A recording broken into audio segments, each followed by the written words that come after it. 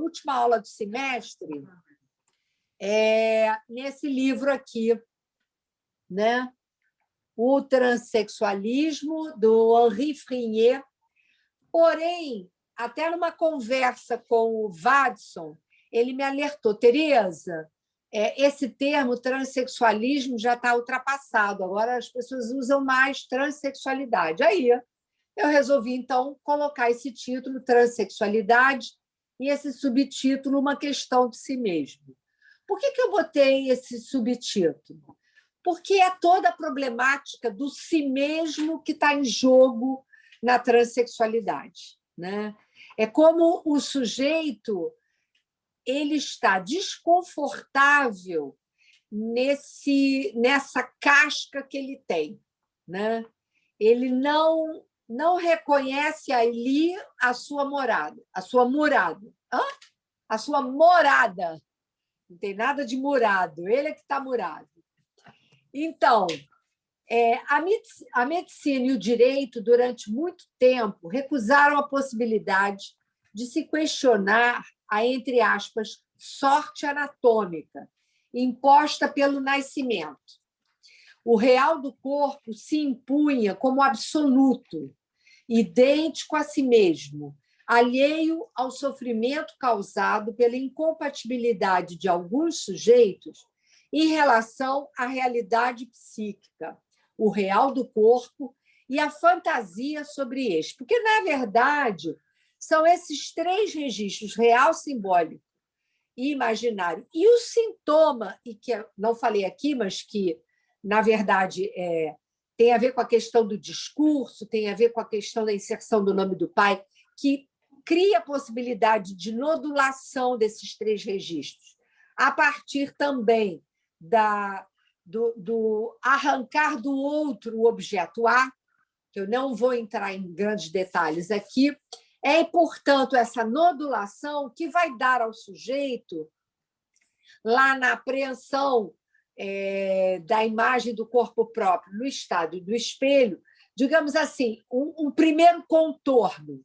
Mas é claro que é o Édipo que vai ressignificar isso, que a imagem do espelho devolve ao sujeito.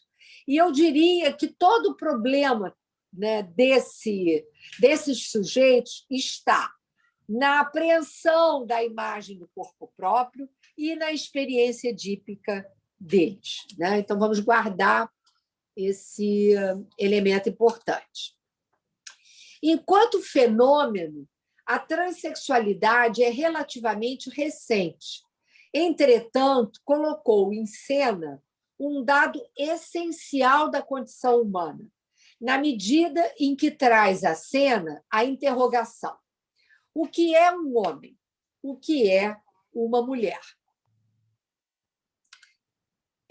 Além de ser uma conquista da ciência, a possibilidade de mudança de sexo é uma vitória da liberdade individual que permite, após as conquistas da emancipação feminina, da decisão contraceptiva e do reconhecimento social da homossexualidade, ser considerada como uma conquista humana suplementar o direito da escolha do sexo. Porque, justamente, eu diria que, na verdade, o movimento dos homossexuais é que, de fato, abre a porta, né, para o movimento feminista e, na sequência, essa questão do direito da escolha do sexo. Desculpe eu estar fazendo muitos saltos falhos, mas a minha cabeça está cansadinha. Eu terminei hoje de escrever o trabalho da convergência, então está confuso. O próximo slide, Alexandre. O próximo slide, Alexandre. Só um instante que deu uma travada. WhatsApp áudio. Oi. Alô. Então, uma questão ética, a partir dessa questão da escolha do sexo próprio, uma questão ética se impõe.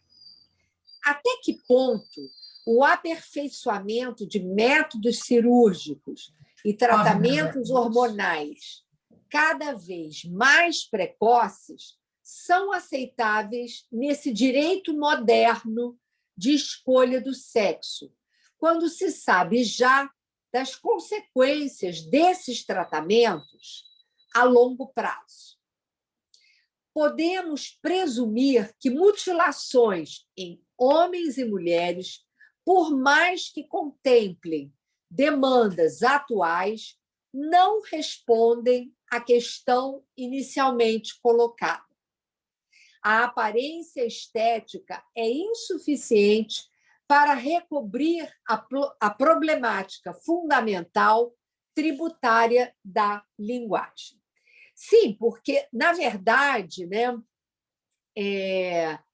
esses sujeitos, eles primeiro se coloca aí uma problemática ética, né, que diz respeito muito especificamente aos avanços da ciência em promover uma satisfação em relação a essas demandas. Só que o que acontece? Depois que tanto o campo da medicina quanto o campo jurídico se ligaram, se articularam para contemplar essas demandas, algumas, digamos assim, algumas exigências foram feitas, né? Por exemplo, no Brasil, eu não sei como está agora, mas no Brasil, para você, pelo menos era até um certo tempo atrás, para você poder ter a mudança no registro civil, no registro de nascimento, uma mudança no registro também civil, no sentido de casamento também, seria preciso que o sujeito se submetesse à cirurgia de redesignação de sexo. E isso começou a levantar vários problemas, porque esses sujeitos, e isso é bem interessante, uma vez que os sujeitos sofressem as cirurgias, a questão permanecia: o que é um homem, o que é uma mulher.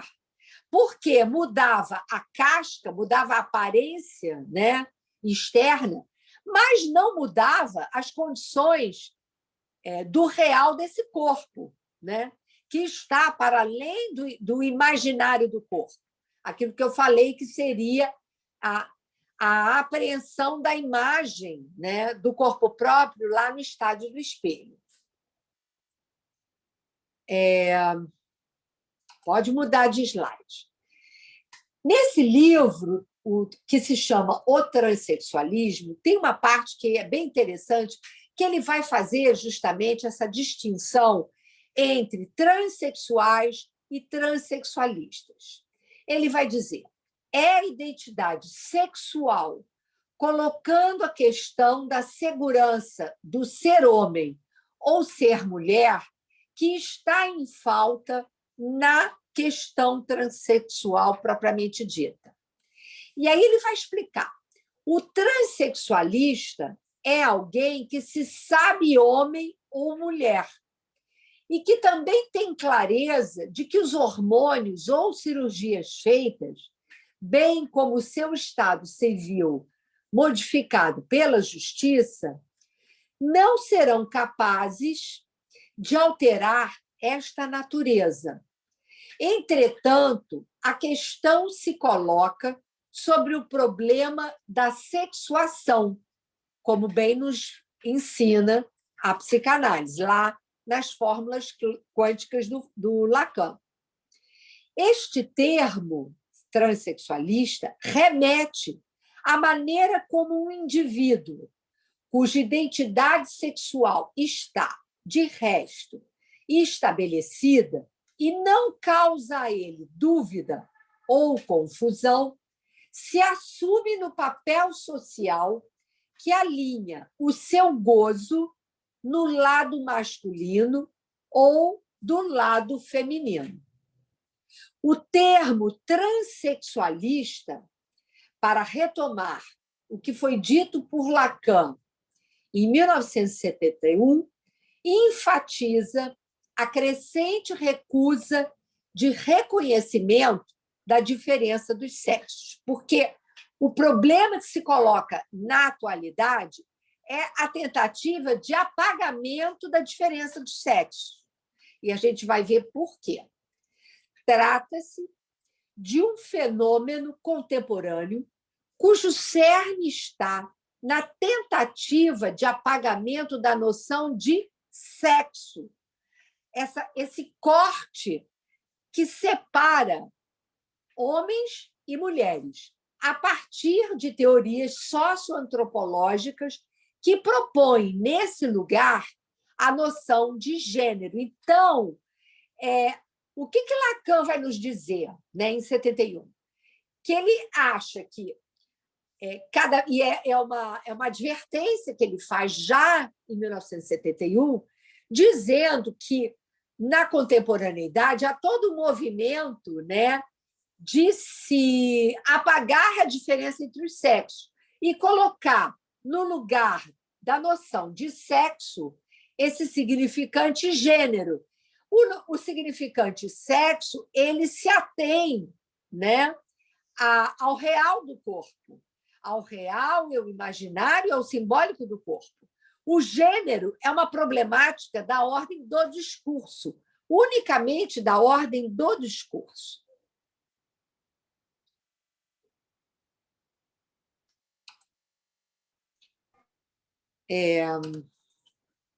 Quando falamos de sexo, a referência é a anatomobiologia do corpo, macho ou fêmea. A referência ao gênero está liberada para referir-se apenas à apreensão governada pelo desejo de alguém, que se dá liberdade de se colocar como homem ou mulher. E aí eu cito esse exemplo, que é bastante interessante, datado de 31, e por isso eu botei a imagem, né, do filme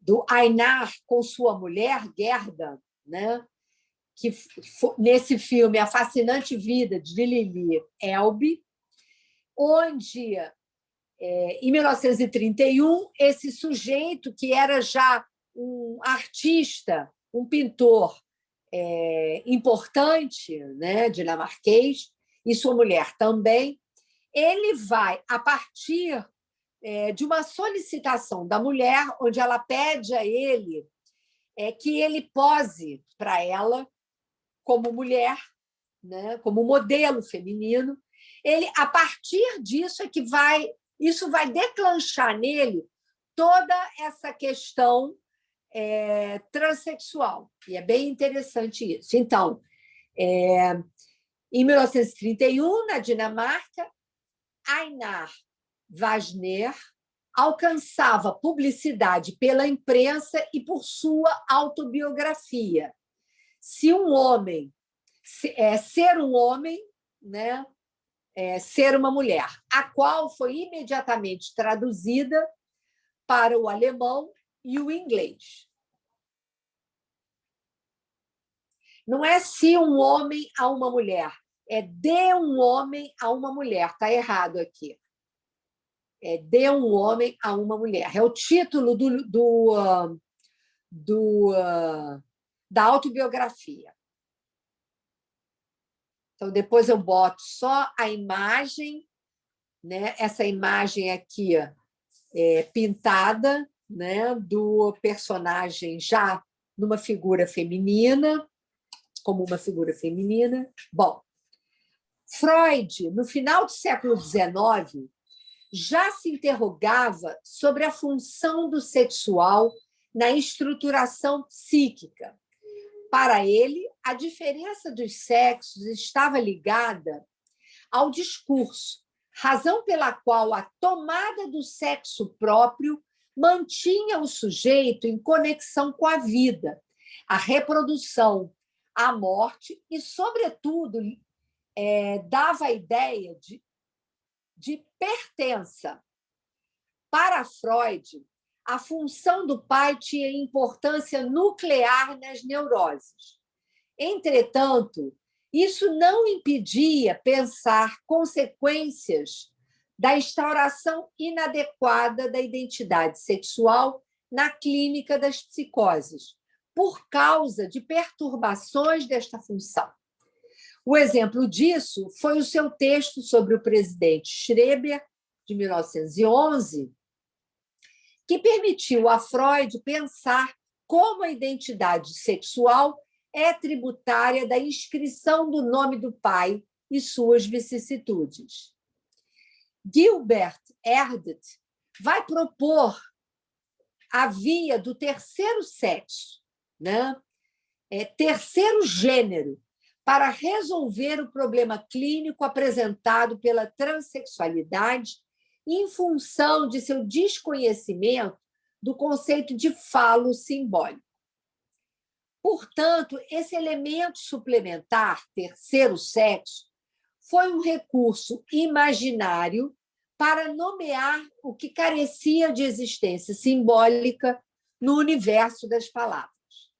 Michel Foucault, em seus estudos sobre a sexualidade humana, refere-se à teoria freudiana e aos trabalhos de Jacques Lacan sobre as fórmulas quânticas. Mas ele faz uma leitura muito pessoal do que ele considera a esse propósito na utilização do termo gênero, o que vai influenciar profundamente a antropologia social contemporânea. Pode passar o próximo. A antropologia social norte-americana retomará o termo gênero, atenuando a radicalidade da bipartição social pelo apagamento da noção de sexo, substituindo sexo pela ideia de gênero. Substituir o sexo pelo gênero, primeiramente, permitiu uma explicação elegante para o termo transexualidade. De um lado, reprodução sexuada imposta pela natureza, quase sempre aceita pelo indivíduo. De outro, o registro subjetivo do gênero, na grande maioria das vezes, concordando com o sexo. Mas, no entanto, a transexualidade mostrando uma discordância. Eu vou pedir para o Alexandre passar esses dois filmes, um que é bem curtinho, de 5 minutos, que são só as imagens dos quadros do Aynar, né? Quando ele ainda era o Aynar, estava ainda nessa transição de Aynar para Lili Elbe. Vocês sabem que ele fez? Ele foi num crescente nas solicitações das cirurgias, né? E ele, no final das contas, a última cirurgia foi muito problemática porque ele queria que lhe enxertassem um útero e ovário. E foi isso que lhe causou a morte, porque causou uma infecção generalizada e ele acaba morrendo, né? Alexandre, dá para passar o filmezinho?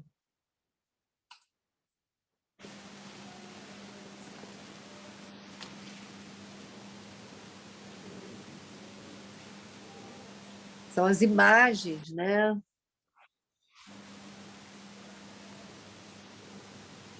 É uma exposição que aconteceu, né, sobre as telas que a Gerda pintou, a mulher dele pintou do Aynar. Na verdade, Aynar Lili, né? É muito bonito isso.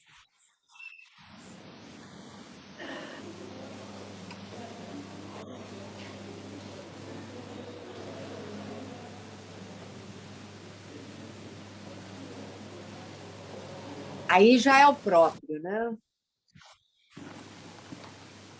Agora ela vai falar em inglês um pouquinho sobre a exposição. Já já ela vai falar. Gerda Wegner was a very courageous and unique artist.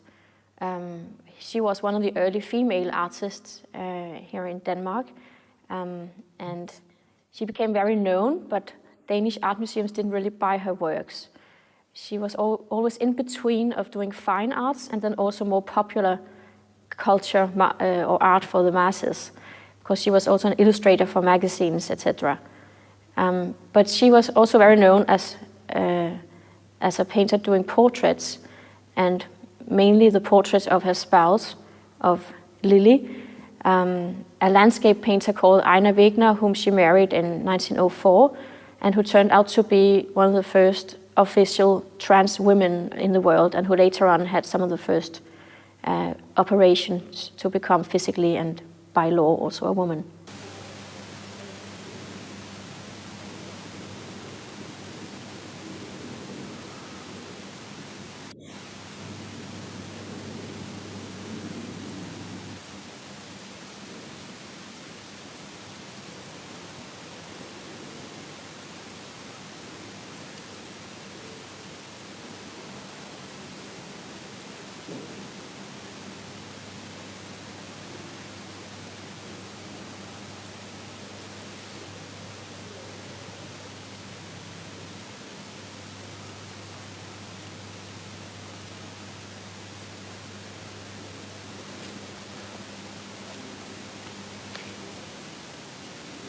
É muito bonito, né, gente? É uma beleza, uma beleza. That was a mutual creative process that they did together. They created a new person, or they found a true identity of a person. They quer dizer o Einar e a Gerda. And very, very unique. I think that painting Lili was the most inspiring ever to Gerda Wegner as an artist. And together they investigated the codes of femininity.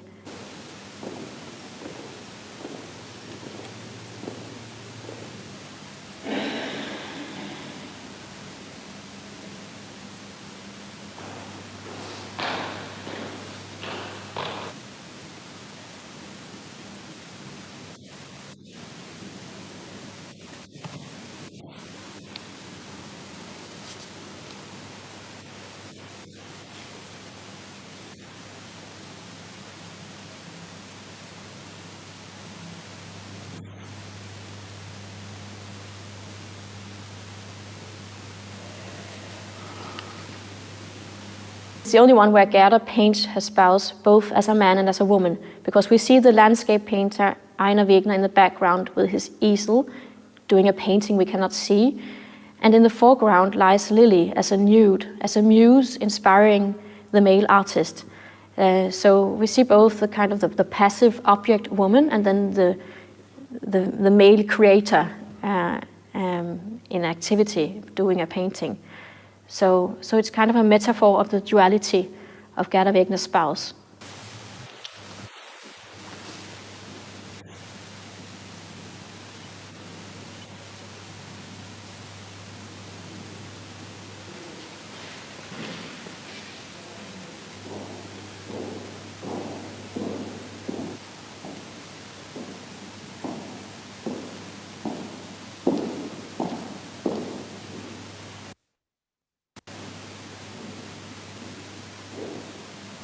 Vocês querem ver até o final? É mais um pedacinho. Ou passa... Eu estou preocupada com a hora. Ou passa para o próximo.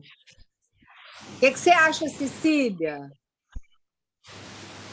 She both identifies herself with the women that she paints, but that she also is very much attracted to them. So there is this huge desire in everything. Acho bom manter, Tereza. Vamos passar para o outro, né? Não, porque ela dá uma explicação muito longa. Passa para o Alexandre. Vamos passar para o contemporary. I mean, the codes. Eu acho que alguém ficou chateado aí. Alguém quem? Ariane. Por quê? Não sei, ela mandou uma mensagem, então estou quanto esquisita. Mas isso mexe com as pessoas, né, Tereza? Então... Eu sei. Não, ela falou que... Eu entendi. Deixa eu te dizer o que ela disse. Bem acessível. Obrigada, tchau. Como? Ou seja, eu achei irônica. Como? Eu não ouvi. Achei Bem irônico. acessível. Ela escreveu bem acessível. Obrigada, tchau. Ou seja, ela não entendeu, não acompanhou. Vamos passar para esse vídeo, Alexandre, por favor. A gente já evoluiu em muita coisa, mas eu acho que a gente precisa evoluir muito mais.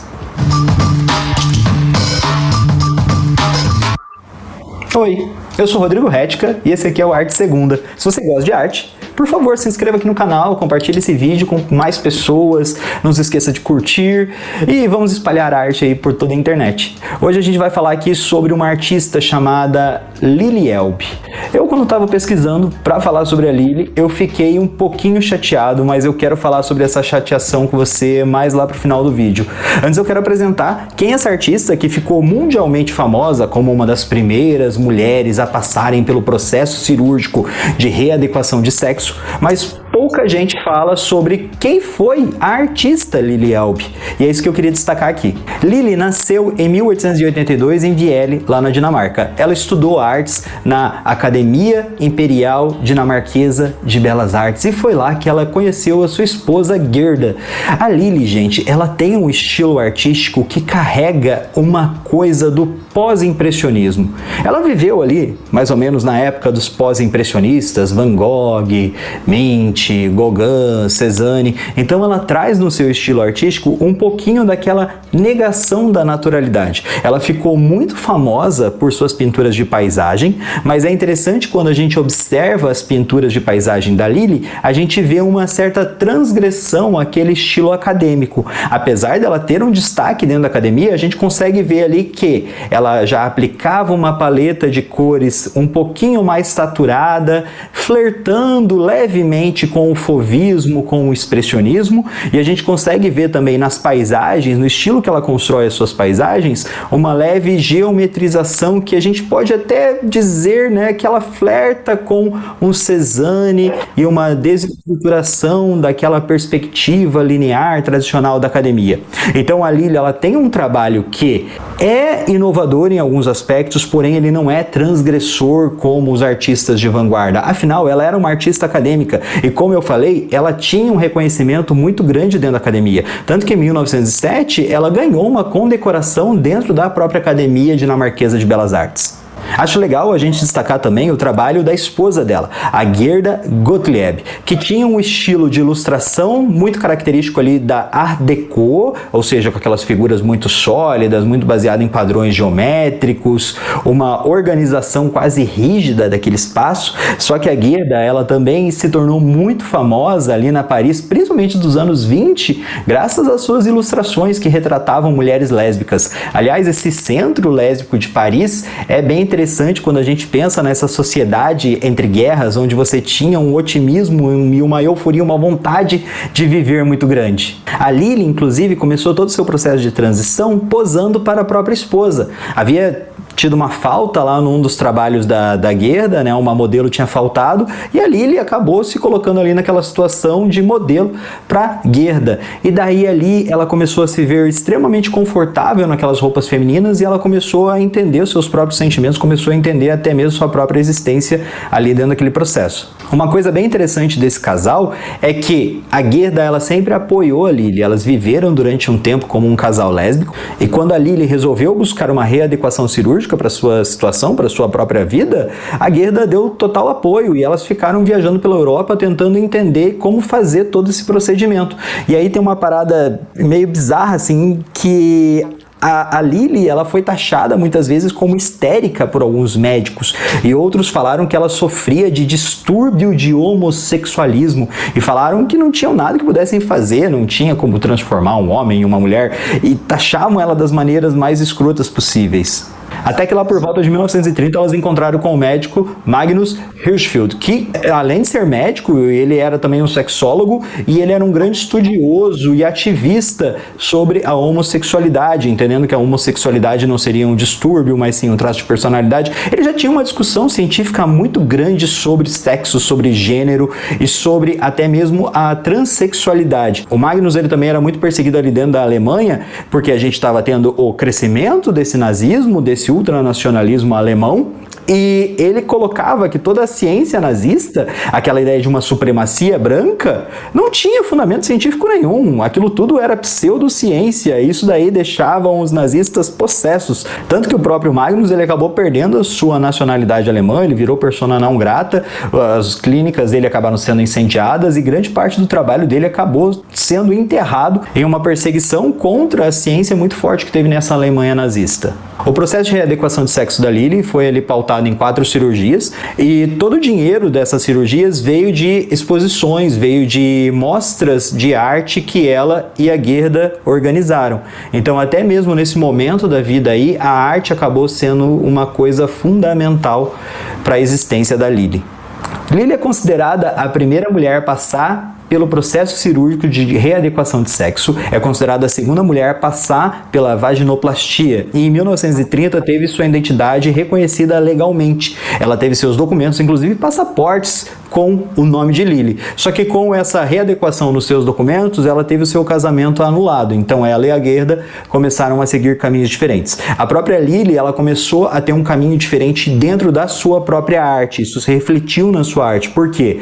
Porque a Lily tinha um entendimento de que a arte que ela produzia antes do processo de transição era fruto também daquela persona masculina que ela carregava. Então, quando ela começou a passar pelos processos cirúrgicos, ela também abandonou a pintura. Tem até uma passagem bem interessante que ela escreveu sobre isso. Não quero ser artista, quero ser mulher. Portanto, tenho que desligar a criatividade artística da minha vida. Não posso continuar criando como o artista masculino que costumava ser.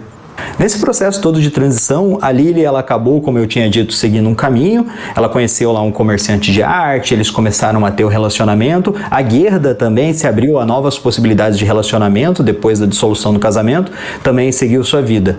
Só que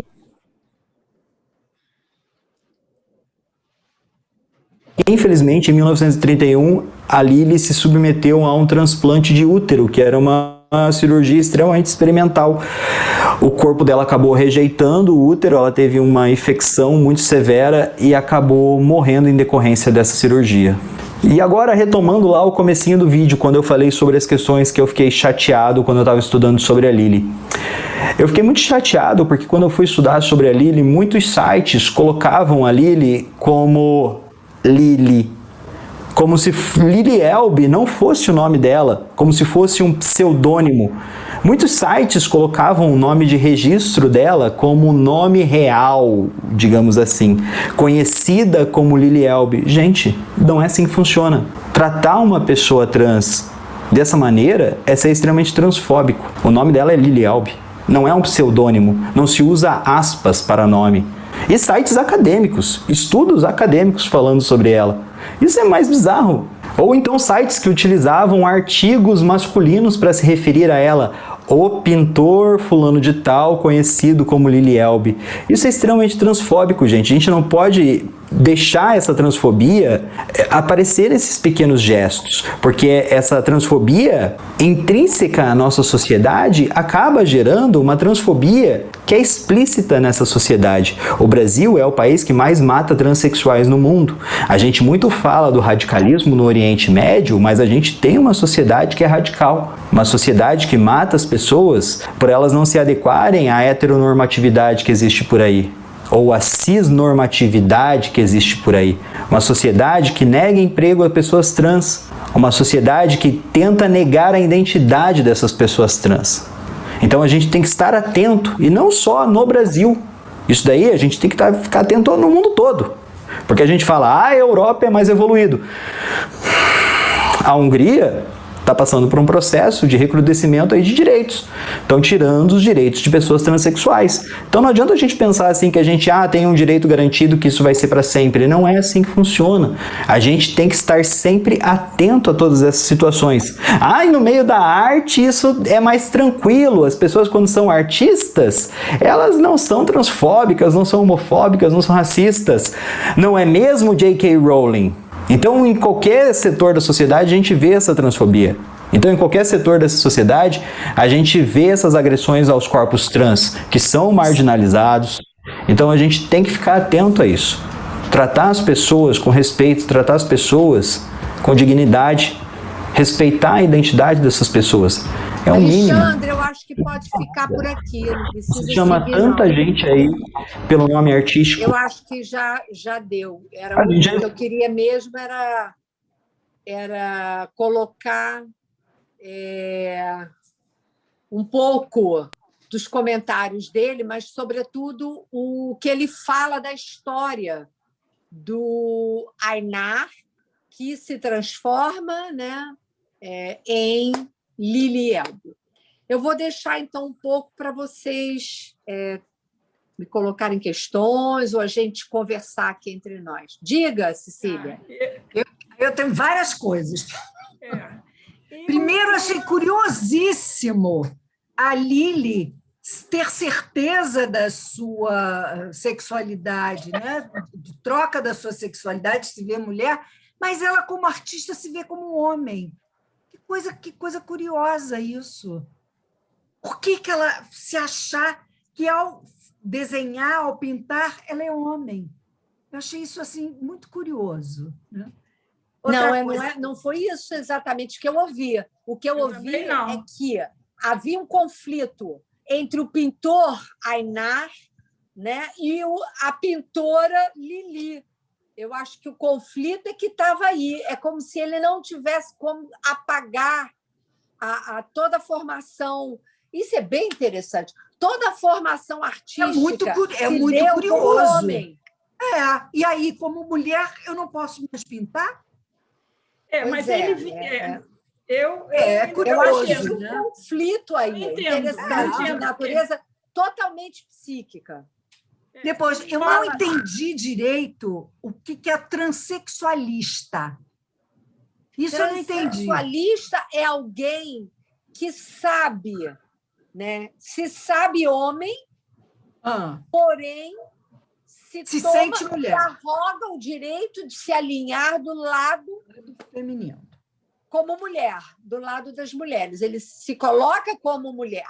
Mas ele qual é a diferença do transexual e do transexualista? Isso, é diferente do transexual. Foi essa distinção que eu encontrei nesse livro.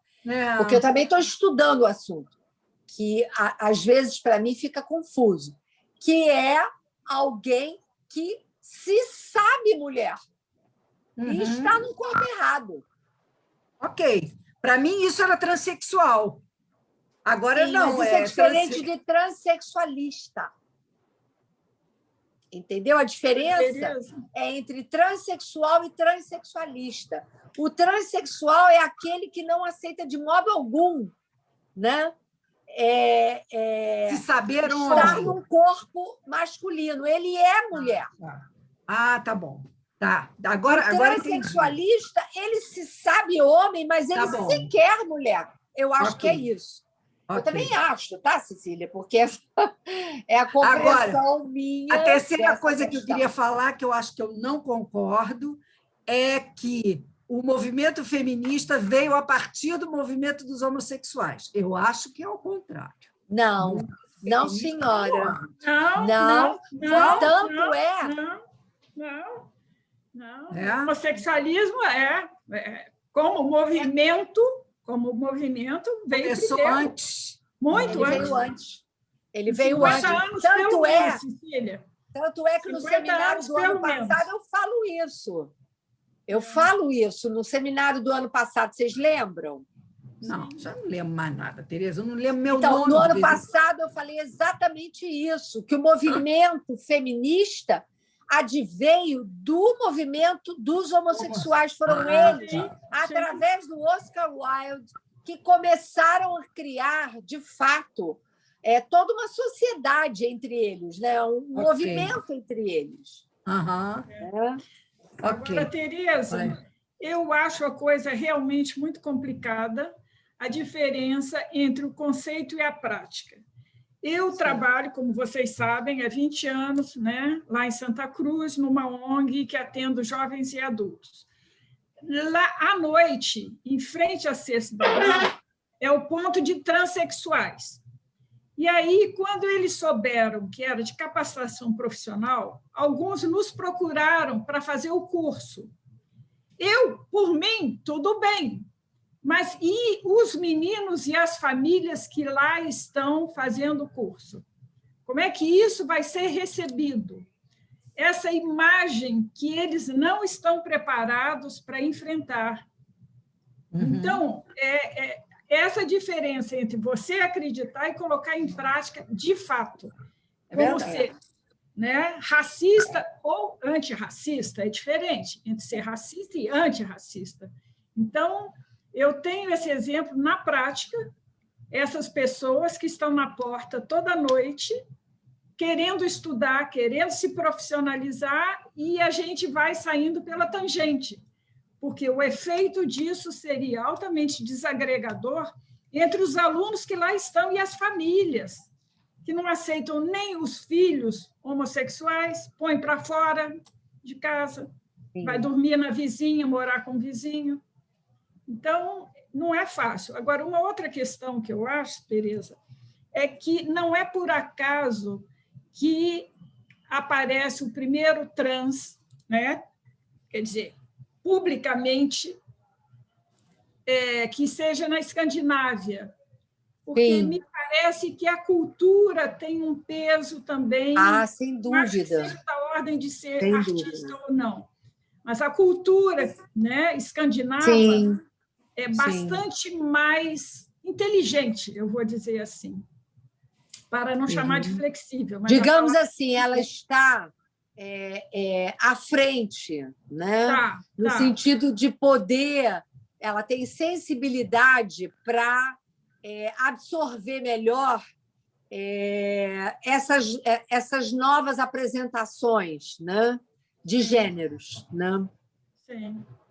Mas, na verdade, eu tenho estudado esse assunto porque a minha grande questão é o que a cultura, né, do século, eu diria, do século XX, do século XXI, sobretudo do século XXI, tem propiciado como mudanças, né, na apreensão da diferença entre os sexos. Essa que é a minha grande questão, por isso que eu tenho estudado esse assunto e, às vezes, eu fico um pouco, sinceramente, perdida. Porque, no outro dia, eu escutei de um paciente o seguinte, ele falou assim, ele tem 29 anos, aí ele falou assim, bom, a minha geração já é uma geração defasada em relação a essas novas gerações que tomam a sexualidade de forma mais fluida. A minha geração ainda precisou batalhar muito e ainda tem muitos conflitos internos em relação a esse posicionamento. E eu fiquei escutando, e eu acho que ele tem inteira razão, entende?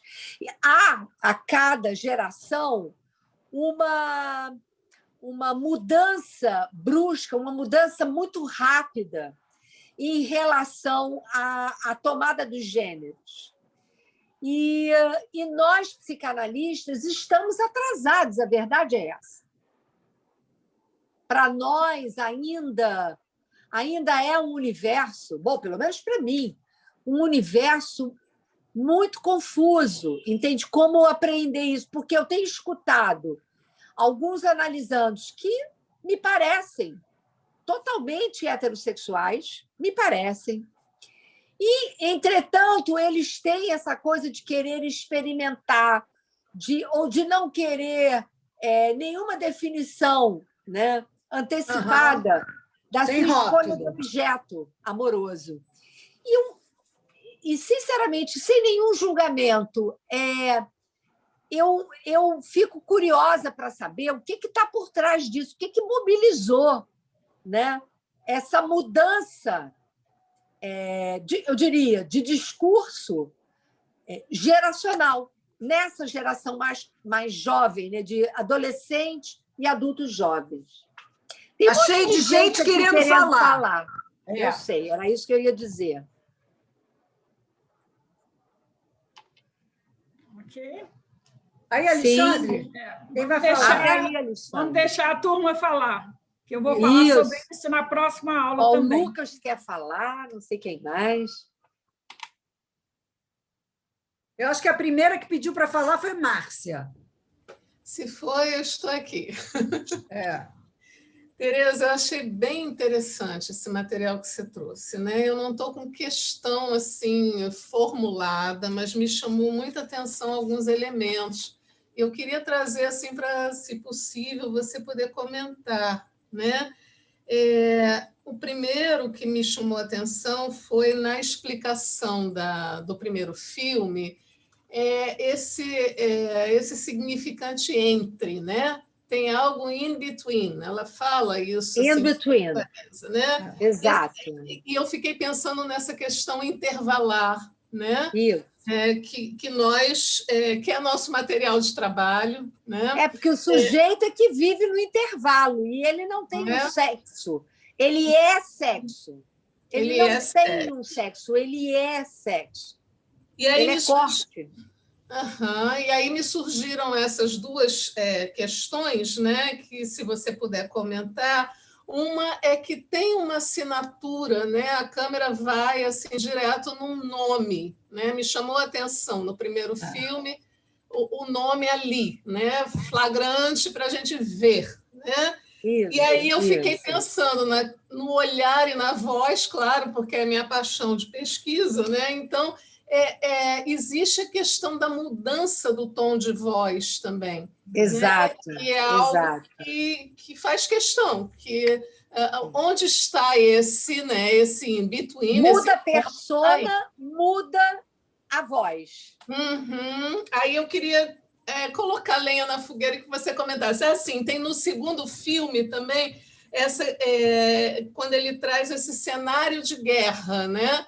A gente está num cenário de guerra, né? Nesse momento. Então, como que isso também a gente poderia articular, pensar a respeito? Enfim, são comentários e... Né, eu vou pedir para colocar as perguntas, Márcia, porque eu sei que a gente... Não é hoje que tem que terminar na hora certa, Alexandre? Não, é no dia 25. Tá.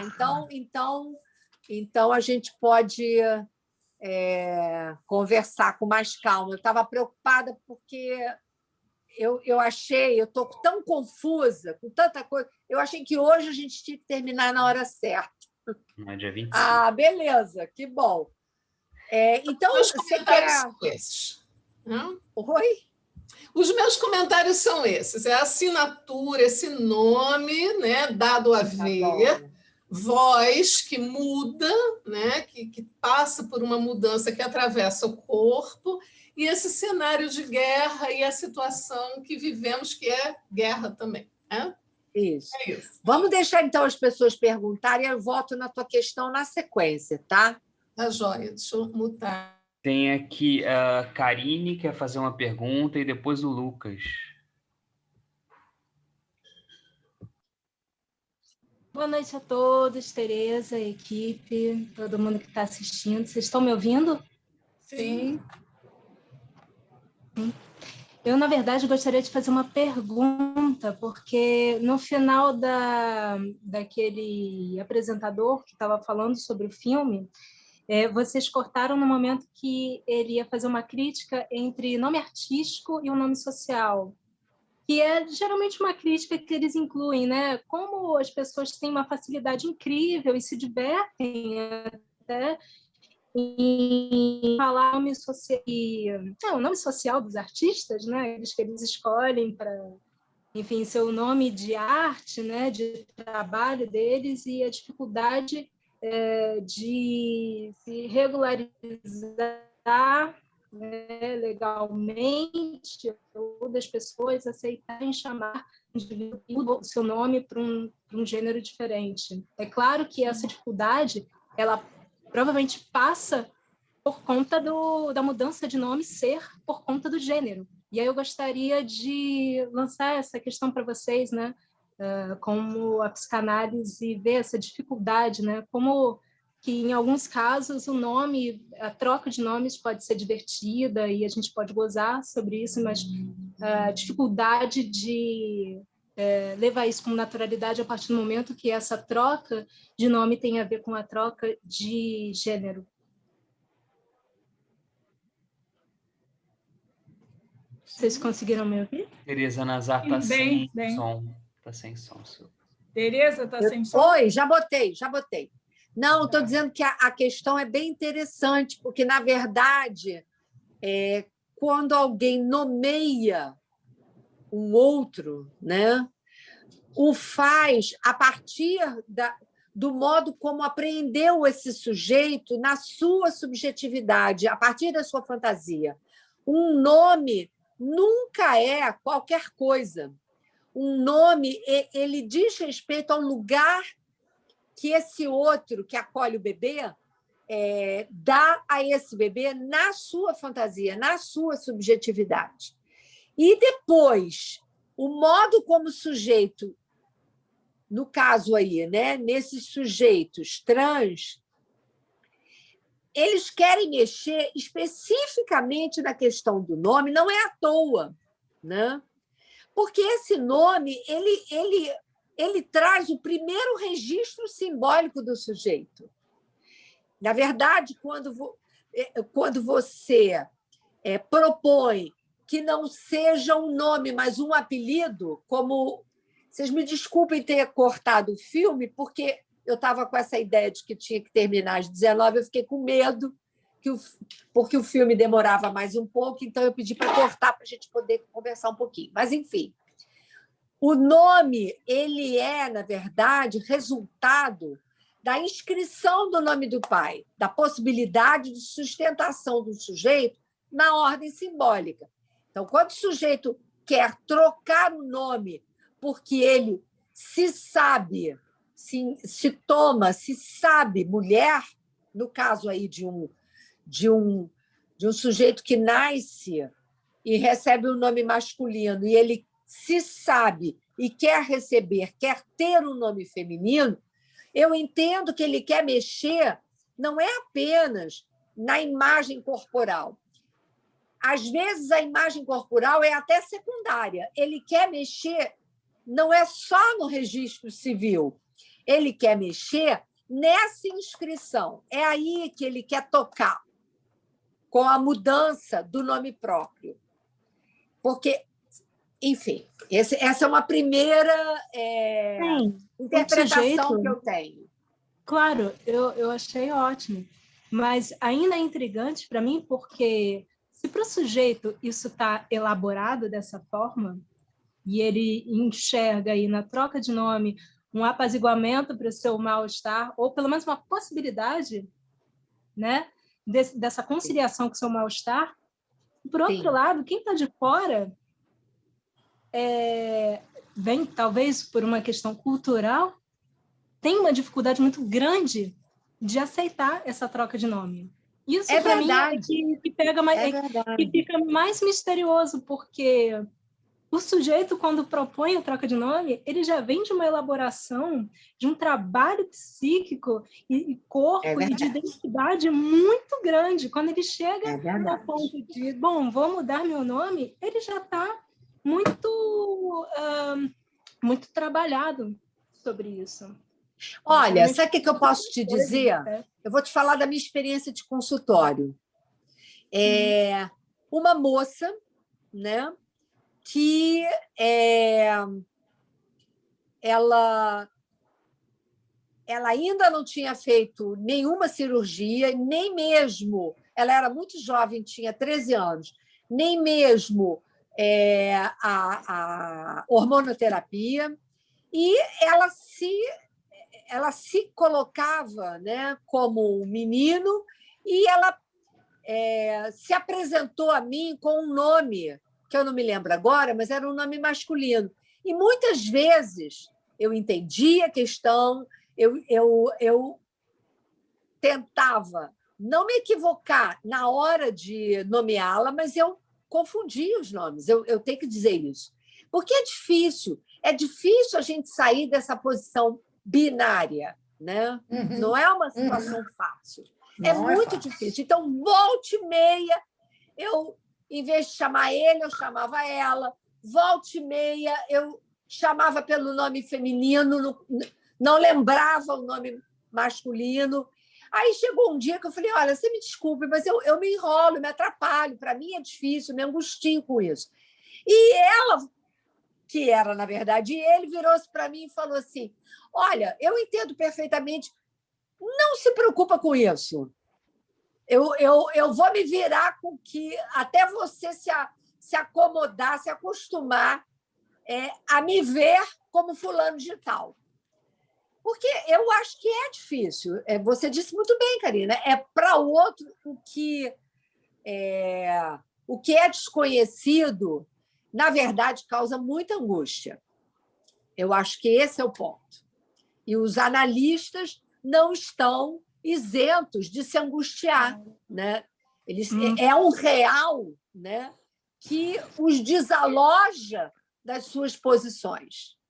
Mas você não saiu do binarismo. Não, claro que não. Ou é ele ou é ela. Assim, o binarismo claro ele continua. Claro que não. Porque é difícil, confusão... é isso que eu estou falando. É difícil. Não é uma coisa que se dá assim. Um pouco além. Mas você quer ver uma coisa interessante? Hoje, esse rapaz, agora eu posso falar, esse rapaz, depois da hormonoterapia, já me permite não me equivocar mais em relação ao nome próprio. Entendeu? Isso já é possível. É curioso isso, é bem curioso. E a outra coisa, queria fazer a cirurgia, né, para fazer a mamoplastia. Hoje já não quer mais. Só a coisa hormonal. Eu acho que tem mais perguntas, né, Alexandre? Tem o Lucas. Wilson. Olá. Obrigada. Nada. O Lucas colocou o nome dele aqui. Pode ir? Ou tá alguém aqui? Pode, Lucas. Oi, Lucas. Então, boa noite. Eu me apresentar, né? Lucas, eu falo de Belo Horizonte. Eu sou psicólogo, estudo psicanálise aqui na Escola Freudiana. E para mim, primeiro, é uma honra estar aqui, porque eu acompanhei tanto a Tereza assim, no YouTube, e agora estar aqui no mesmo espaço com ela, eu fico muito contente e estou gostando bastante do debate. Assim. Só hoje, que as minhas coleguinhas estão também. A Emília e a Cecília, elas vão estar na sequência. Ah, sim. Às sextas-feiras, nesse horário. Faz a 3 mãos. Oi? Ah, entendi. A 6 mãos. A 6 mãos! Oh, meu Deus! Hoje eu estou cansada mesmo, Emília. A Tereza colocou uma questão que é interessante isso, né? Assim, eu acho que tem algo aí do contemporâneo que a gente precisa desvelar, né? Bom, eu acho que quando a Tereza fala que existiria um certo atraso dos psicanalistas no sentido de entender esse fenômeno, eu acho que é bastante acertada essa observação. E eu acho que já tem aí uma distinção que você fez que é bastante interessante entre sexo e gênero, né? Por quê? Porque são duas noções diferentes. Isso. Apreender e tentar entender a maneira como historicamente essas noções são trabalhadas, por onde elas circulam, enfim, talvez tenha que ver também com entender esse fenômeno, né?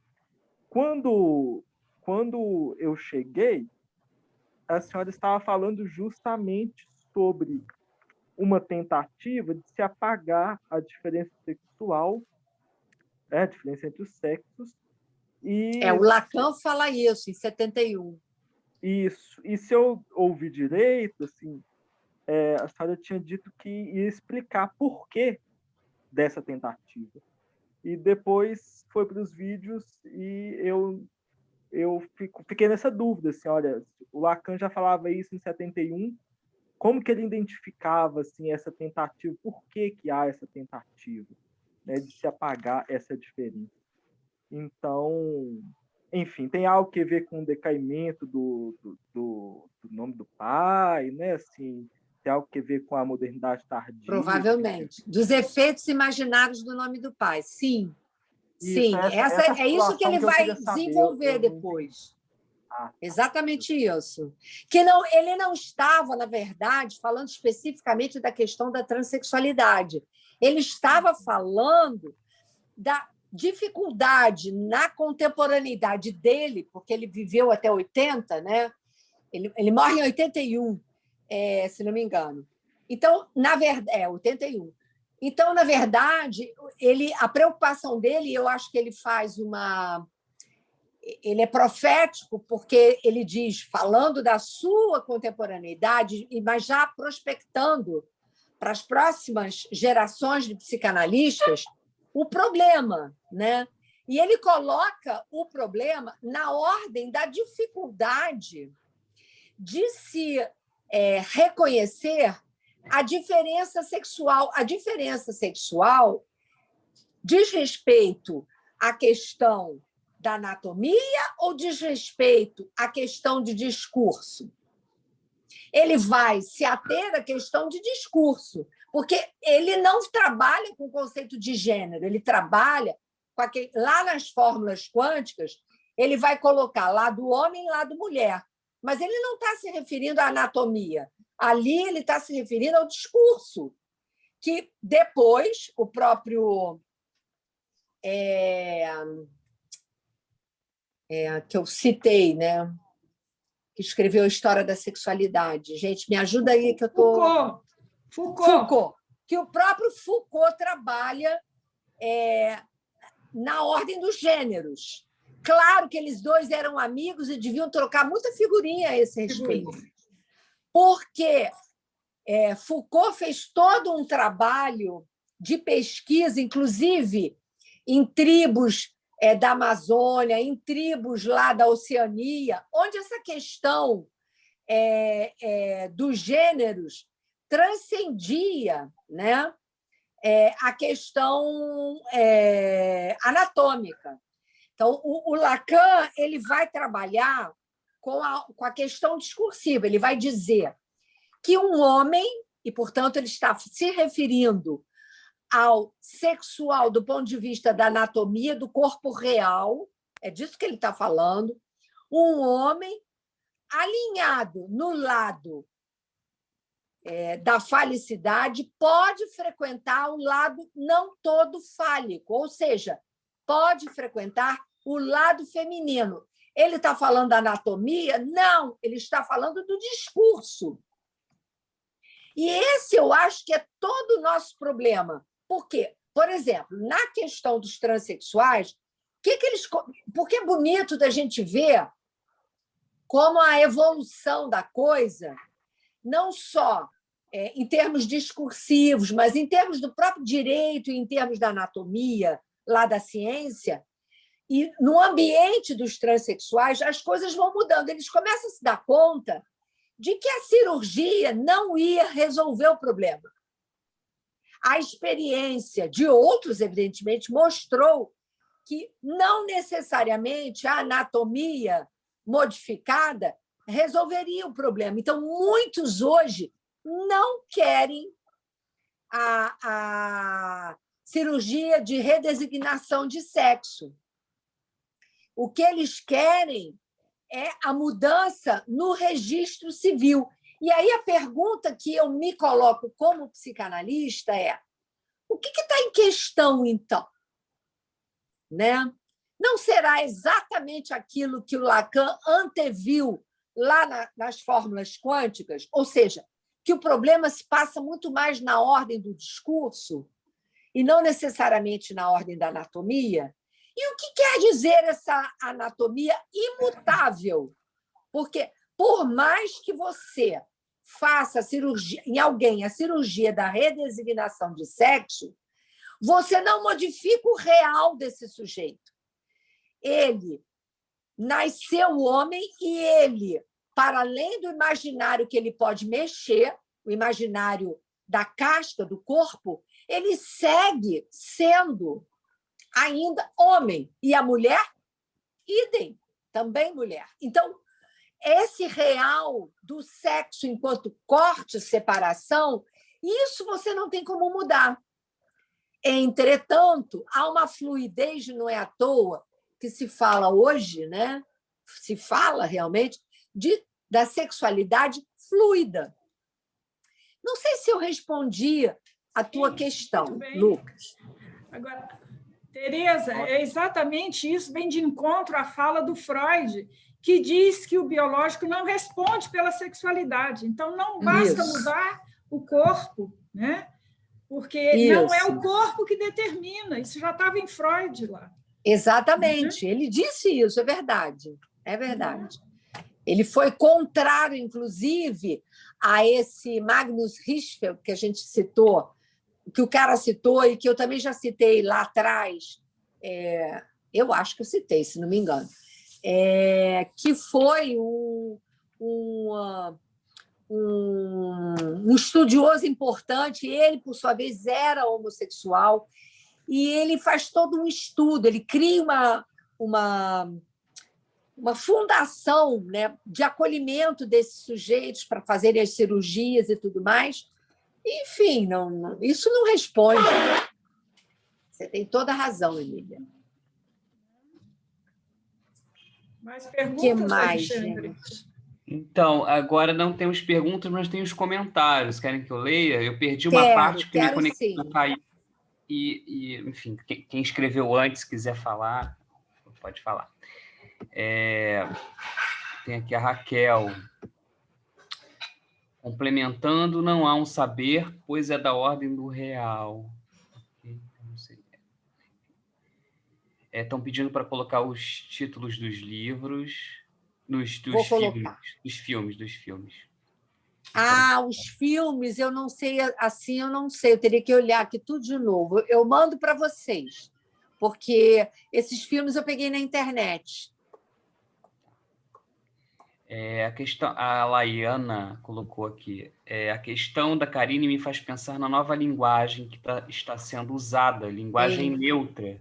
Por exemplo, todes, S no final. Né? E eu, particularmente, não gosto. Eu também não.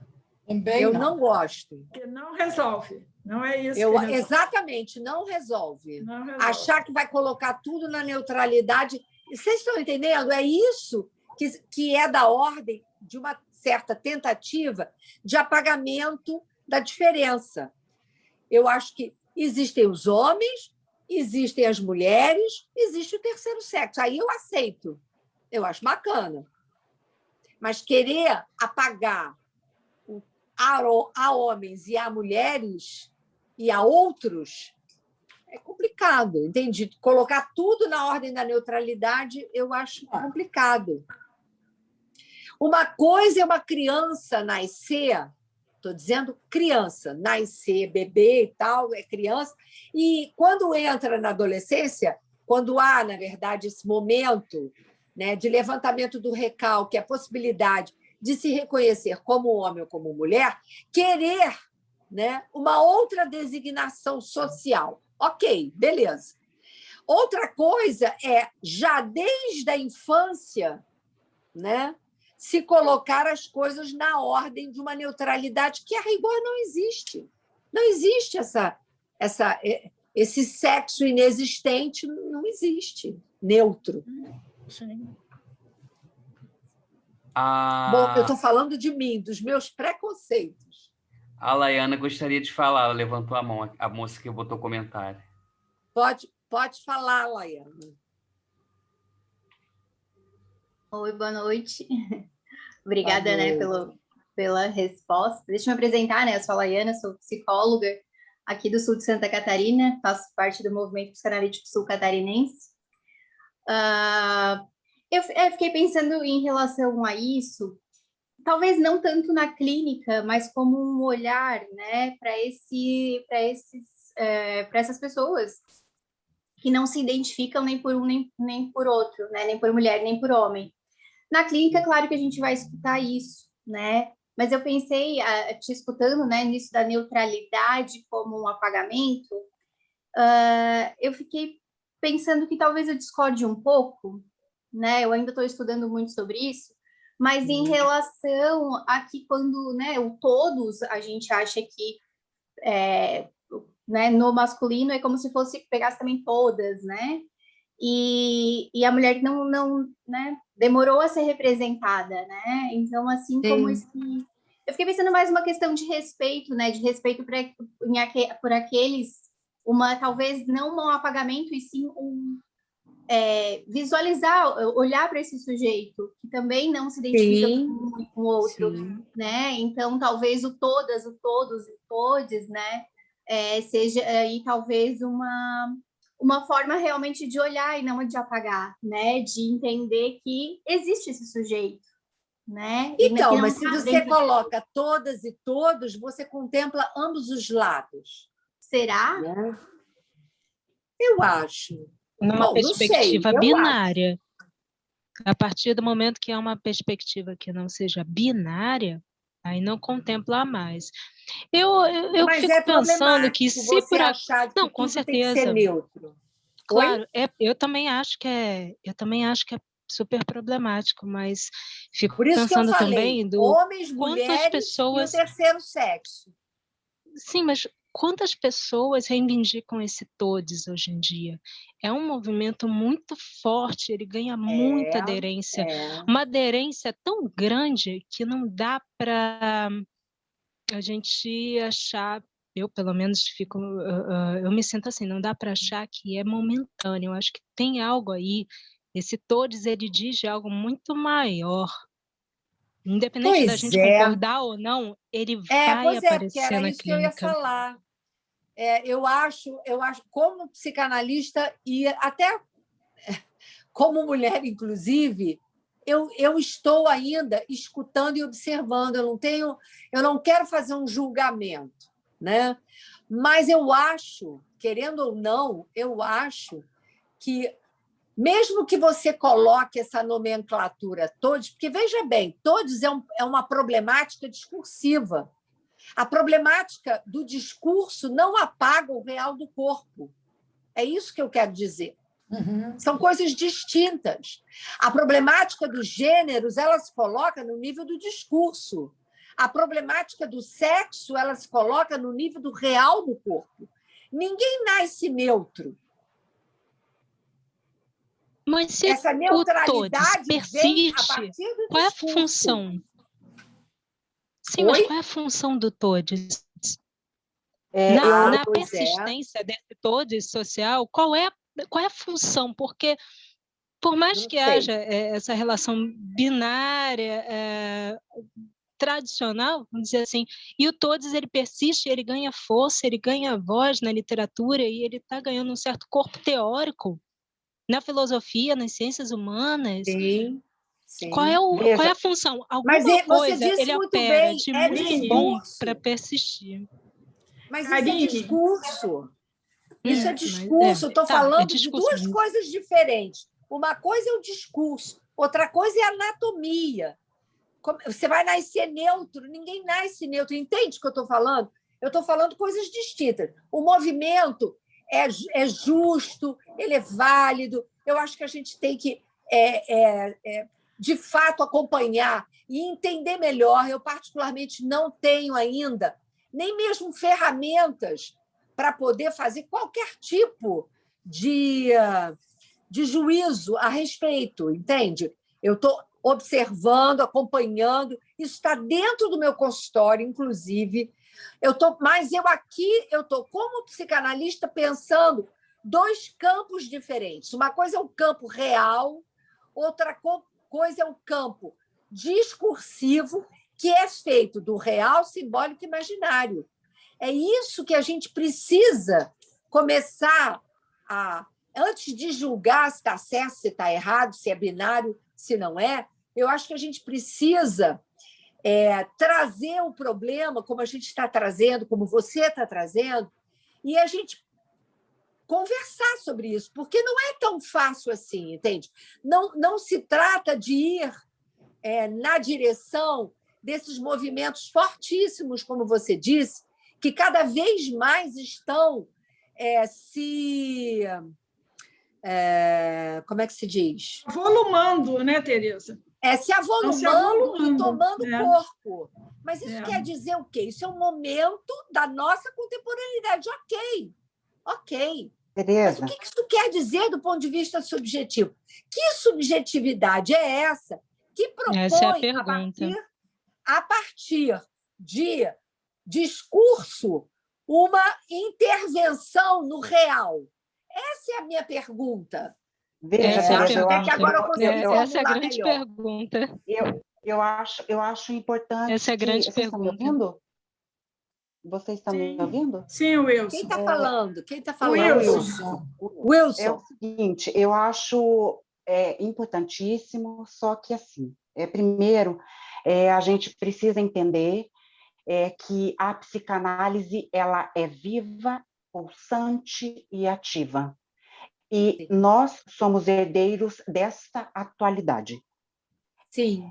Veja, é importante que Lacan está lá, Freud também, e nós precisamos entender que a psicanálise ela está ativa. Entra o campo do negro, entra o campo da religião, entre um monte de coisas que eles não estavam falando lá e nem se havendo lá. Exatamente. Para começar. Veja, para que vocês entendam todos, é preciso entender e voltar um pouco na história, né? A gente vai começar com Stonewall. Muitas pessoas morreram lá que antes era só LGBT.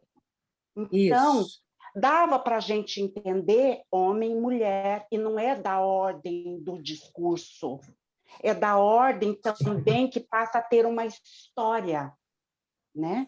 E essa história, para a gente sair só da ordem do discurso, também para que essa história seja respeitada de corpos que não são só corpos, são sujeitos que eles estão reivindicando a pertencer a algo. E quando a gente coloca o todes no campo só do discurso, desmerecer e não é um terceiro sexo, é LGBTQIA+. Ou seja, mas isso é o terceiro sexo. Não. Mas exatamente toda a nomenclatura que eu encontrei coloca do lado do terceiro sexo todos esses que você colocou. Agora, Wilson, eu queria falar um pouco, Wilson, a respeito do seu argumento e também a Karine. Tem agora todo um movimento, né? O que é ser queers? Ser queer significa que não há norma, não há limite, e que todos nós seríamos queers. Então, entramos aí na ordem do todos também. Freud diz na realidade da bissexualidade, né? Até enquanto, por mais que a gente tenha um nome. Então, assim, esse pertencer a algo, um sujeito, né? Ser sujeito, e esse outro nos comunica quem somos. Então, geralmente, a nossa história também, eu estou colocando isso como homossexual que sou, psicanalista que sou, né? Geralmente é o outro que nos comunica quem somos. Não somos nós. É ele que diz, ô gay, ô viado. Ele nos comunica diante de uma violência. Ele nos retira de um pertencimento que a gente subentende-se que tinha. Isso lá na infância, né? Como nos é retirado isso geralmente de uma forma violenta, o sujeito vai tentando fazer algo com isso. Se ele tem uma estrutura, ok. Se ele não tem, de novo, ele recai em cada instância da vida no não pertencer. Ele não pertence a uma escola, ele não pertence a um saber, ele não pertence a isso, aquilo. Então, ele vai se descobrindo um não pertencente, né? Isso é da ordem de uma violência tamanha. Quando esse sujeito está falando, né, da relação trans, e ele se descobre porque aquilo é um corpo que não lhe pertence. Não é da ordem do hormônio. Um hormônio vai ajudar e auxiliar nesse processo, mas aquele corpo não lhe pertence. Acontece mutilações, né? Aquilo é da ordem da angústia total, porque ele se olha no espelho como outra coisa. Aquele corpo não habita ele, né? Então, é de um sofrimento tamanho. Por isso que é complexo quando nós, psicanalistas, confundimos o seu nome, que é uma questão nossa, não do paciente. Né? Sim. Isso é muito sério, né? Sim, gente, eu preciso sair, Tereza. Mas, por outro lado, o real habita também aquele que recebe esse sujeito. Eu acho que você tem que levar também em conta, e eu acho que é importante dizer aqui o seguinte: apesar de você estar me dizendo todas essas coisas e você está coberto de razão, Wilson, quando a gente abre esse espaço aqui de discussão, é exatamente para isso. É para a gente poder colocar em discussão uma coisa que não se discutia.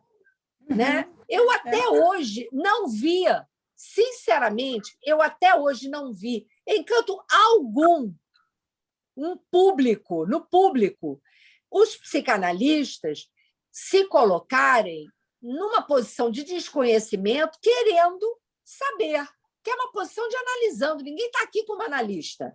A gente, quando está falando, quando a gente está trabalhando, investigando, né, indo estudar, indo atrás, procurando, pesquisando, a gente está na posição de analisando.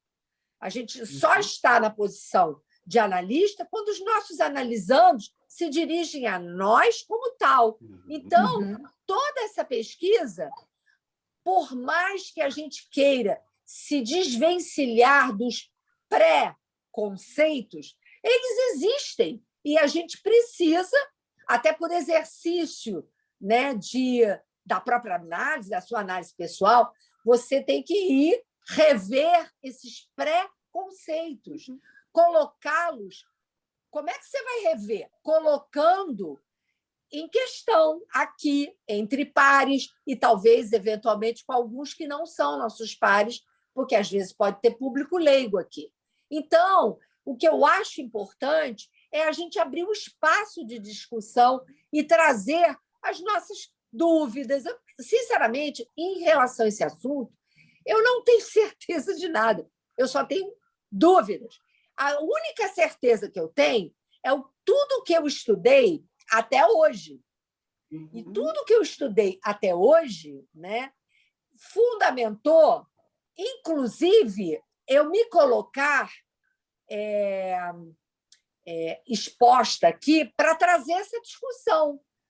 Porque Tereza, isso é muito rico. É a partir daí que eu posso colocar em discussão o meu não saber. Eu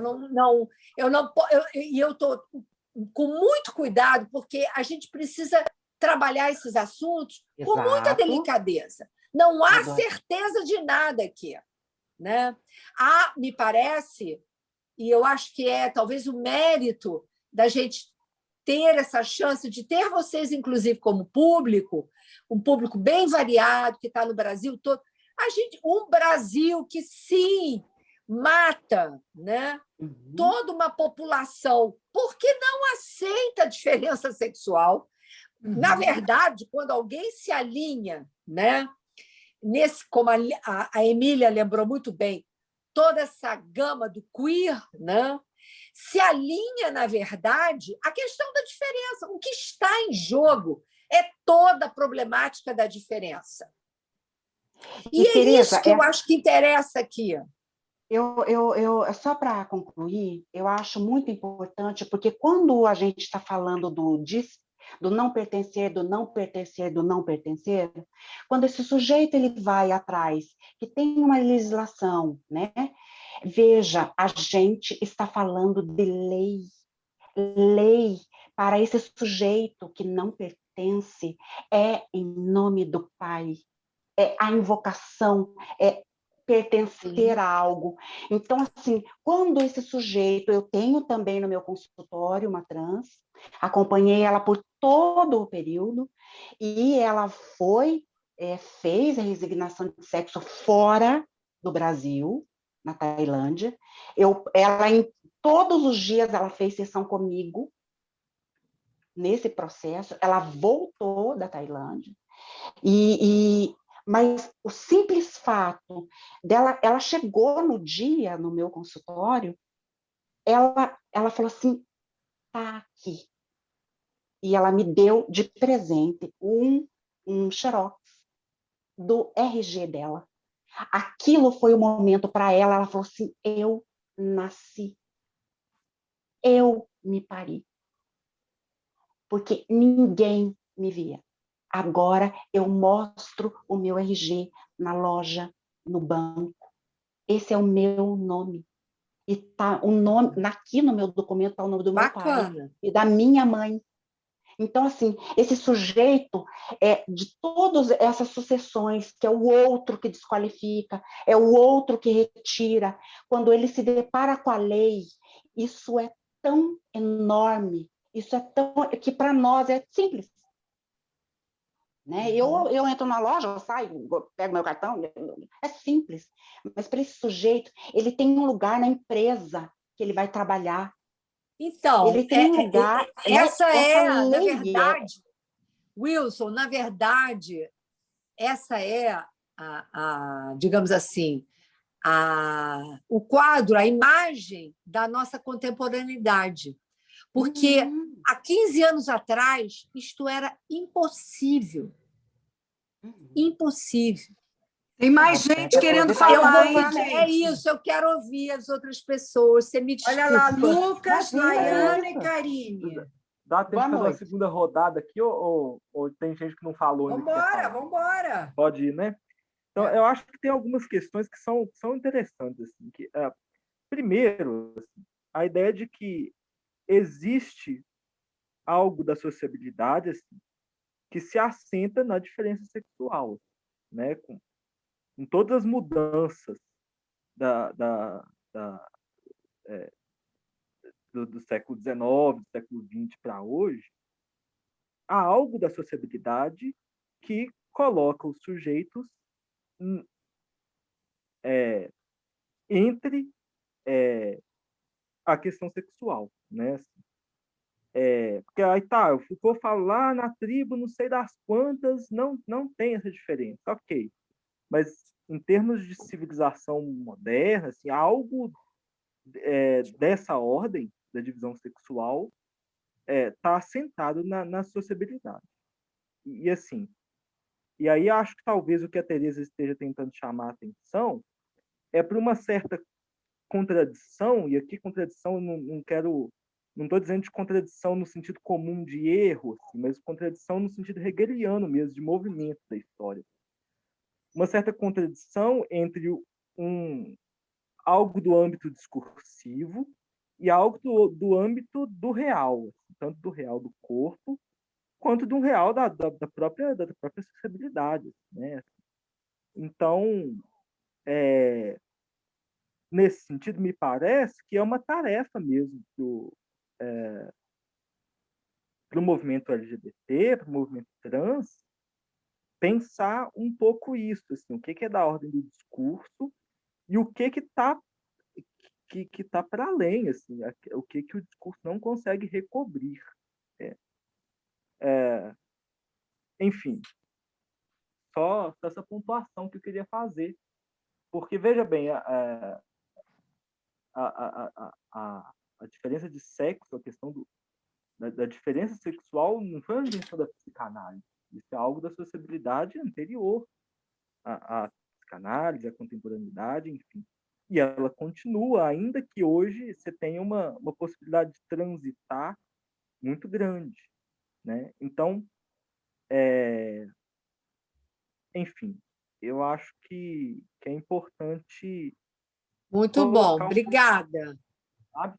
Assim, deixa a Laiana falar. Isso é um pouco factual, né? Assim, o fato de que a sociabilidade, só concluindo rapidinho, o fato de que a sociabilidade se assenta numa diferença sexual é um pouco factual, assim, eu não estou dizendo que tem que ser assim e que vai Claro. ser. Estou dizendo isso. Claro, dizendo, claro. me parece um fato, me parece uma constatação. Assim, que hoje as coisas são assim, amanhã pode ser diferente. Exatamente. Exatamente. Por quê? Porque o sujeito é movimento. Sim, o sujeito, ele é puro movimento. Sim, completamente ele é intervalar e ele é movimento. Sim. Então, assim, só queria colocar essa Muito questão, bem colocado. que para mim parece algo factual, ainda que a gente deseje modificar Sim. isso. Sim. Né? A sociedade hoje, para mim, é uma coisa que eu quero modificar completamente. Né? Assim, muitas coisas estão aí que não deveriam estar. Mas, enfim. Então, é só fazer essa ponderação. Obrigado. Obrigada. Laiana. Eu acho que só para concluir essa minha questão em relação a gênero, acho que muito legal, Tereza, a tua colocação em relação a gente estar aprendendo, e de que a gente, como sujeito, não para nós também como psicanalistas, estamos nesse lugar de movimento, de estar aprendendo, e eu acho isso maravilhoso, porque a gente precisa disso, E aí, quando eu te escuto falando, que a gente que nasce menino ou nasce menina, de fato, nasce menino ou nasce menina, tem o pipi, tem a pepeca, então, isso, sem dúvidas, eu concordo. E aí eu fiquei pensando, que se o homem e a mulher são efeitos da linguagem, é uma construção da linguagem, então, será que este outro aí, que tu chamas de terceiro sexo, conforme Freud, também chama, se ele não se identifica com ele, com ela, será que a gente não pode vê-lo também como essa nova construção, assim como tem homem, como tem mulher, E de como parece que sim. E de como a gente tem que se atualizar, estudar para entender e para saber como escutar isso, para justamente não problematizar, não ter preconceito, e sim realmente escutar, o que está acontecendo aí, que tem gente, que não se identifica com um e com o outro, que fica... Você veja como as coisas evoluem. Primeiro, era homens e mulheres. Depois, homens, mulheres, os homossexuais e as lésbicas, que se colocavam, de alguma maneira, ainda assim, do lado homens e mulheres. Depois, LGBT. Depois, LGBTQ. Depois, você vê que a coisa vai mudando. Sim. LGBTQI+. Mais é tudo ainda o que vem. É assim que eu estou lendo. Uhum. Então, na verdade, é muito impressionante isso. Eu acho que a liberdade de poder dizer, a liberdade de poder, certamente, ocupar uma posição social, jurídica, de acordo com aquilo como o sujeito se vê sendo. Por isso que eu coloquei a fala de hoje, as questões sobre o si mesmo, porque é o sujeito com ele mesmo. Ele precisa encontrar a sua morada, o seu lugar, seja ele qual for. E pode ser, inclusive, que ainda não esteja definido, ok. Uhum. Porém, o que isso quer dizer? O que da nossa contemporaneidade que autoriza que isso venha à cena do mundo, primeiro, porque, de fato, autoriza, o que é muito bom, não entendam isso como uma coisa crítica, ao contrário, há algo da nossa contemporaneidade que está possibilitando essas mudanças extremamente rápidas. Elas são muito rápidas. Então, eu acho que eu acho que nós, analistas, estamos ainda bastante atrasados. E isso não quer dizer que nós sejamos, que nós não possamos, melhor dizendo, nos darmos conta dos nossos preconceitos. Eu acho que é isso que a gente está tentando fazer aqui. Colocar em discussão os nossos, vejam bem, pré-conceitos, os conceitos que a gente tinha e que não se sustentam mais. Mas eles não se sustentam mais, então, o que a gente tem hoje, né, para basear a nossa clínica, a nossa escuta analítica? Essa é uma grande questão, que eu não estou pretendendo responder, eu estou colocando como questão. Eu só quero deixar também claro que existe um preconceito às avessas, e isso um paciente meu homossexual, ele falou isso. Tereza, existe preconceito para todo lado. Por quê? Porque as pessoas elas querem se colocar, elas precisam, de alguma maneira, se colocar em algum lugar. E, a partir desse lugar, todo o resto ela enxerga de forma pré-conceituosa. Ela se coloca num lugar, ela não fica na errância. Na medida em que ela se adequa a uma posição, isso um psicanalista falou para mim, que é homossexual. É interessante, inclusive, o que eu acabei de dizer, porque, enquanto psicanalista e uma pessoa que já avançou muito na sua análise, eu poderia dizer que, justamente, ele não é homossexual. Ele reconhece as diferenças, a escolha de objeto amoroso é homossexual, mas ele se coloca numa posição de aceitar e de discutir totalmente heterossexual. A gente também se adequou a essa nomenclatura onde o heterossexual é homem e mulher. E não é verdade. Podem existir dois homens convivendo numa relação erótica e esse casal se comportar de forma heterossexual. O problema é que as palavras elas complicam, né, as coisas, elas não simplificam de modo algum. Perfeito, de fato, né? E ainda mais com tantas nomenclaturas hoje que a gente tem para nomear, né? Acho que por isso, né? É até difícil conversar às vezes. E essa questão, né, da escolha objetal, né? De como isso não me parece que nessa questão da linguagem neutra, claro que engloba, porque engloba tudo, né? Mas, então, só para concluir, assim, né, então, acho que é legal isso, de que realmente nasce menino e menina, eu acho que isso não está em discussão, né, por enquanto, porque daqui a pouco pode ser que esteja, mas a questão do apagamento, né, eu fiquei pensando na fala da Emília, acho que ela teve que sair, né, mas na questão transexual, né, de que acaba saindo pela tangente ali no curso profissionalizante, né, e aí eu fico pensando, bom, tá aí o apagamento, me parece, né? É o não aceitar o outro, precisar, né, esse jogo de cintura para não constranger quem já está ali, né? E aí isso me dói de escutar, né?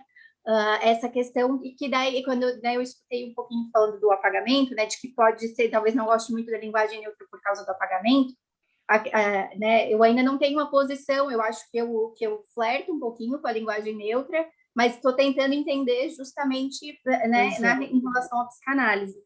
E aí, te escutando, eu lembrei de uma frase que eu li na Diferença Sexual, né, nesse livrinho, do Mariano Aquino, que ele fala assim: podemos facilmente confundir o coletivo com o apagamento das diferenças entre os seres falantes, diferenças que, como assinalamos, tocam e concernem aos sexos, aos gêneros, aos semblantes e à particularidade de cada gozo em cada palavra. Muito bacana. Muito então, bacana. Mas para concluir assim essa questão, né, que gerou aí bastante mas esse assunto é legal por isso, entende? Que a gente a ideia aqui é a gente poder discutir, a gente poder aos poucos, porque eu acho que se aos poucos não é a forceps. É tudo aos muito poucos, novo. Você vai se atualizando e se despindo dos seus pré-conceitos. Não é da noite para o dia que isso vai acontecer. Acho que tem muita coisa aí, antes da gente começar a falar ex cátedra, eu acho que tem muita coisa para a gente aprender. Maravilhoso. Muito obrigada. É sempre um prazer escutar, viu? Escutar a escola. Obrigada. Gente, pelo amor de Deus, eu estou exausta. São quase 2 horas. Dá só para a Karine falar? Tá bom, terminar? tá bom. Com o braço levantado. Até a mãozinha ali na Karine. É verdade, é verdade. Diga, Karine. Todo mundo me escuta? Sim. Me escutam? Sim. Não, bom, primeiramente, obrigada pela oportunidade desse bate-papo, que é inquietantemente importante, gostoso, e ouvindo fazendo uma ponte, né, com o Heimlich, com essa diferença, né, para além das diferenças dos sexos, a diferença em relação à sua própria constituição, eu vejo na psicanálise uma literatura muito farta para falar sobre a diferença. Uma literatura que nasce, inclusive, da diferença, do impossível da constituição de um sujeito moderno. Né? Talvez uma proposta aí enfatizada por Lacan, desse impossível do sujeito da modernidade, né? E a partir daí também que eu levo minha clínica. E a partir daí eu fico com a impressão, não sei se é uma impressão só minha, mas que o problema não é simplesmente a diferença. O problema da diferença é por estrutura. Isso vai aparecer, isso aparece na clínica, inclusive na clínica contemporânea. Mas será que essas siglas LGBTQIA+, talvez elas não estejam dizendo simplesmente de um problema de diferença, de um terceiro diferente, sei lá, mas elas queiram dizer de um problema sobre como esse diferente aparece. Como? Não a diferença, porque a diferença por diferença, numa sociedade heterossexual, há diferença. A gente parte de uma diferença, né? Se a gente quiser pensar assim, né? Masculino, feminino, diferença de posições passiva e ativa. Aí que está o problema. A sexualidade, ela tende a ser homossexualizante no sentido de que quer colocar o problema na ordem do igual. É tudo igual. E as coisas não são iguais.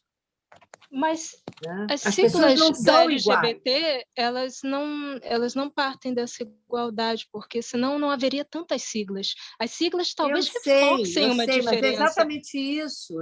Veja bem, acho que eu não estou me fazendo entender. E acho que a gente não vai se entender durante muito tempo, porque às vezes a gente caminha. O problema todo é o sentido que a gente dá às palavras e como a gente escuta aquilo que está sendo dito. Eu estou escutando o que você está me falando, mas eu volto a te dizer, o problema da diferença não é qualquer. A diferença está se colocando, inclusive, aqui na hora que a gente conversa, né? Necessariamente a diferença aparece no posicionamento de cada um de nós aqui. Essa diferença, ela aparece e ela é extremamente importante e bem-vinda, porque não se trata de colocar tudo na ordem do idêntico a si mesmo. E é talvez um preconceito meu, uma certa implicância nessa designação onde não se coloca nem todos, nem todas, todes. Porque para mim, até que me convençam do contrário, para mim, há aí uma tentativa de apagamento. Bom, não é... Vejam bem, é o que eu penso neste momento. Pode ser que eu, estudando, me convença de uma coisa diferente, mas, neste momento, eu tendo a colocar as coisas na ordem do binário, talvez. Né? Talvez. Enfim, talvez... Tereza, dá licença, eu vou falar só para te agradecer muito. Essa fala sua toda, muita competência, muita inteligência e nada de binarismo aí. Eu acho que você justamente abre porque senão a gente vai cair no polo oposto. Se até há 15 anos atrás, como você bem lembrou, não se podia sequer falar disso, e agora se fala, já querendo concluir e definir um novo preconceito, que é o preconceito contra o todos ou todas, porque tem que ser todos, porque se não for todos... Então, a gente tem que cuidar disso, porque não tem conclusão. A gente está a caminho, está olhando, está vendo, está verificando, e eu achei o seu trabalho belíssimo, aqueles filmes, aquelas imagens, aquela história fantástica daquela mutação de sexo, inclusive e tal. Eu não sabia, não conhecia aqueles personagens, achei super interessante e, ao mesmo tempo... Tem o filme, trágico, né? Assiste o filme, que é maravilhoso. Muito bonito e trágico, porque ele acaba que falece por conta desse percurso que ele levou até as últimas consequências, né? Então, eu acho que é um assunto extremamente interessante, rico, plural, porque a gente é plural. Então, quando vamos continuando, você continua a falar disso ou foi para Claro, no segundo semestre. No segundo semestre. Eu vou ter o mês de julho para estudar muito. E Emília vai falar semana que vem dos queers. Isso, vai falar semana que vem, Emília, é mesmo. Continua, não tem férias, não, né? Tem, julho tem férias. Julho tem férias, tem um sossego aí.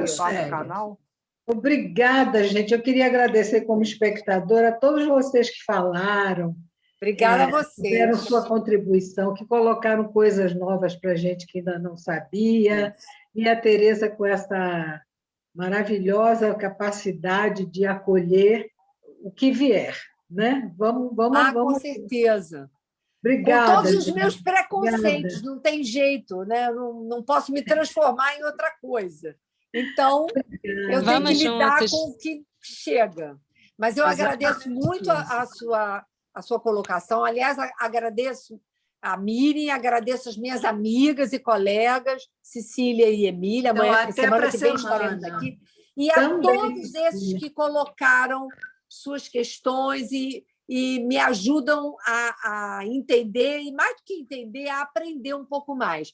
Só senti falta do Assir falando. É mesmo, ele ficou calado, né? Ele hoje ficou quietinho. Eu estou ouvindo, foi ótimo o debate. Estou ouvindo vocês, pensando. Mas eu queria te ouvir. Mas fica para a próxima. Tá bom. Fica para a próxima. Na semana que vem estamos aqui. Gente, muito obrigada. Obrigada, Wilson. Obrigada, Karine. Obrigada, Lucas. A todos os demais que ficaram aqui. A Sandra e Yolanda, que está aqui também. Tchau, gente. Muito obrigada. Obrigada. Sandra, obrigada. Minha colega. Beijos. Elza está aí também, né?